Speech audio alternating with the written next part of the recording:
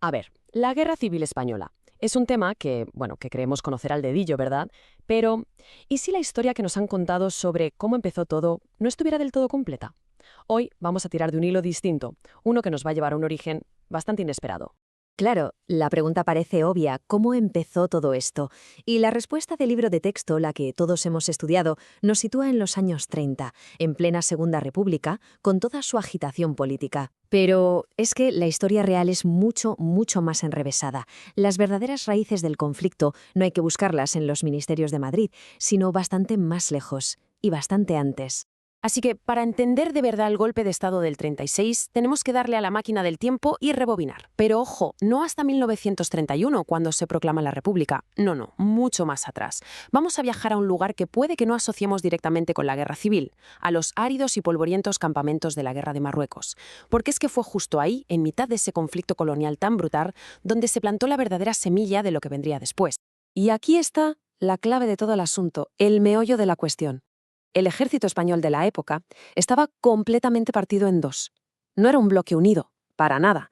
Eran, literalmente, dos ejércitos distintos conviviendo en uno solo, cada uno con sus propias reglas, su propio ritmo y, al final, su propio destino. Para que nos hagamos una idea, vamos a visualizarlo. Por un lado tenemos la península. Ahí, un oficial podía echar raíces, pasarse décadas y décadas en el mismo puesto, esperando un ascenso que llegaba por pura antigüedad. Un sistema lento, burocrático, desesperante. Y luego, por otro lado, estaba Marruecos, casi el salvaje oeste. Allí, cada combate, cada herida en batalla, cada acto de valor te catapultaba hacia arriba. Era una auténtica vía rápida, una autopista directa al generalato, algo, por cierto, que no se veía en ningún otro ejército europeo. Y claro, ¿qué pasa cuando tienes un sistema así de injusto? Pues que el mal rollo está garantizado. Se generó un conflicto interno brutal. Los militares de la península se sentían totalmente ninguneados, olvidados, y de ese resentimiento nacieron las famosas juntas de defensa, que eran básicamente su forma de decir basta ya. Mientras tanto, al otro lado del estrecho, los que combatían en África empezaban a desarrollar una mentalidad muy distinta. Se veían a sí mismos como una casta superior, la élite, los únicos capaces de salvar a España. Y precisamente de esa división, de ese choque de dos mundos, nació un grupo de poder que, sin saberlo todavía, iba a cambiar la historia de España para siempre: los africanistas. ¿Y quiénes eran? Pues un grupo de oficiales curtidos en batalla, unidos por lazos forjados en la guerra, por una ambición desmedida y, sobre todo, por una forma muy, muy particular de ver el mundo. Pero ojo, porque lo que definía a los africanistas no era solo su hoja de servicios, era algo mucho más profundo. Era una mentalidad. Una mentalidad forjada a fuego lento en la brutalidad de la guerra colonial.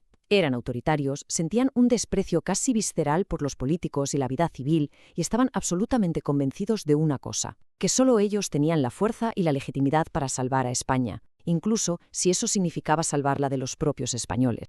Y si buscamos el ejemplo perfecto, el prototipo de africanista, no hay que buscar mucho. El caso de Francisco Franco es de manual. Su carrera es literalmente el resultado directo de este sistema que estamos describiendo. Es que echemos un vistazo a su trayectoria, porque es alucinante. Fue un ascenso meteórico, algo impensable en cualquier otro ejército europeo de la época. Con solo 33 años, Franco ya era el general más joven de toda Europa. ¿Y su secreto cuál fue? Pues no fue otro que los méritos de guerra conseguidos en Marruecos. Y no es que solo ganara ascensos y medallas, es que acumuló una fama, un poder y una red de influencias brutal. Pero claro, Franco no era un lobo solitario, para nada. El núcleo duro de los conspiradores de 1936, la gente que movió los hilos, eran todos de la misma quinta, africanistas. Estaba Mola, al que llamaban el director del golpe; Sanjurjo, que ya tenía experiencia con un intento fallido en el 32; Godet, Queipo de Llano. Todos, absolutamente todos, le debían su carrera y su estatus a la guerra de Marruecos. Eran más que compañeros, eran una auténtica hermandad forjada en el fuego de África.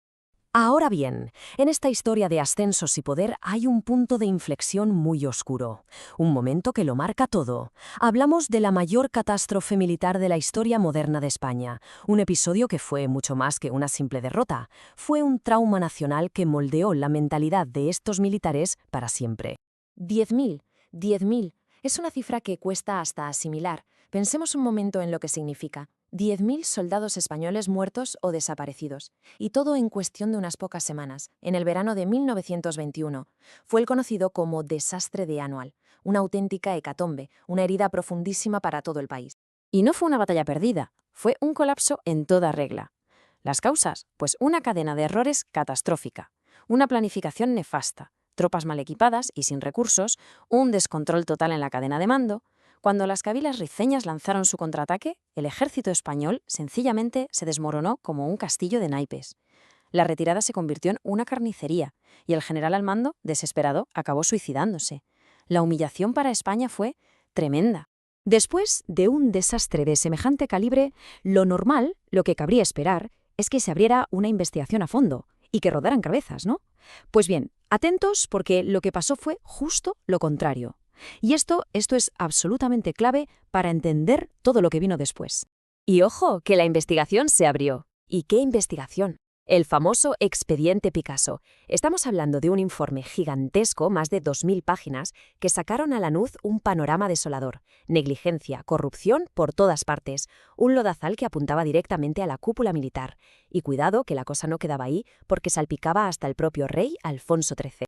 Pero fijémonos en la secuencia de los hechos, porque es de película. Paso 1. La investigación demuestra quiénes son los culpables. Paso 2. Justo cuando parece que se van a exigir responsabilidades de verdad, ¡zas! Golpe de estado de Primo de Rivera y se paraliza todo, carpetazo al asunto. El resultado final: nadie pagó por el desastre, 0 consecuencias. La gran mayoría de los altos mandos implicados fueron indultados y siguieron con sus carreras tan tranquilos, como si no hubiera pasado nada. Y este es el punto clave de todo. El mensaje que se grabó a fuego en la mentalidad del ejército fue demoledor. Somos intocables. Daba igual lo que hicieran, podían cometer los errores más garrafales, provocar la muerte de miles de sus hombres, no importaba. La corporación, el ejército, siempre los protegería. Se sintieron por encima de la ley, por encima del gobierno, por encima de todo. Acababa de nacer una peligrosa cultura de la impunidad. Así que recapitulemos, porque ya tenemos todos los ingredientes sobre la mesa. Por un lado, un grupo de militares de élite, los africanistas, que han ascendido la velocidad de la luz, que se sienten superiores al resto y que además han aprendido que hagan lo que hagan no tiene consecuencias, que podía salir mal. La pregunta es, ¿qué iba a pasar cuando esta mentalidad chocara de frente con un sistema democrático y reformista como la Segunda República? Bueno, pues el gobierno de la República no era tonto, eran muy conscientes del peligro que suponía este grupo. ¿Y cuál fue su estrategia? Pues intentar desactivar la bomba. ¿Cómo? Dispersando a los generales africanistas más influyentes por todo el territorio español. La lógica era simple. Si los separamos, no podrán organizarse, no podrán conspirar. Y dicho y hecho, a Franco lo mandaron a Canarias, a Godet a Baleares, a Mola a Navarra. La idea era alejarlos lo máximo posible del centro de poder en Madrid, pero aquí cometieron un error de cálculo garrafal. Los destinaron lejos, sí, pero les dejaron al mando de tropas. Y lo que es más importante, con todo su prestigio y su red de contactos intacta. Al final, el plan de dispersarlos fue completamente inútil. ¿Por qué? Porque la distancia no significó nada para ellos. Los lazos que habían forjado en Marruecos eran demasiado fuertes. Su mentalidad no cambió ni un ápice. Esa hermandad africanista, con su red de contactos y por encima de todo su convicción de que tenían el derecho, casi la obligación de intervenir si el gobierno no iba por donde ellos querían, todo eso seguía ahí, latente. La guerra de Marruecos les había dado el poder y el desastre de Annual les había enseñado que podían usarlo como quisieran, sin miedo a las consecuencias. Y con todo esto llegamos a la pregunta final, la que lo engloba todo. Cuando un grupo dentro del ejército se considera a sí mismo una élite, por encima del bien y del mal, cuando desprecia a los políticos elegidos democráticamente y, sobre todo, cuando ha aprendido que sus acciones no tienen castigo, ¿es posible que conviva pacíficamente con una democracia? ¿O el choque de trenes era sencillamente inevitable? ¿Estaba el destino de la República ya escrito? No en 1936, sino mucho antes, en las escarpadas montañas del Rif.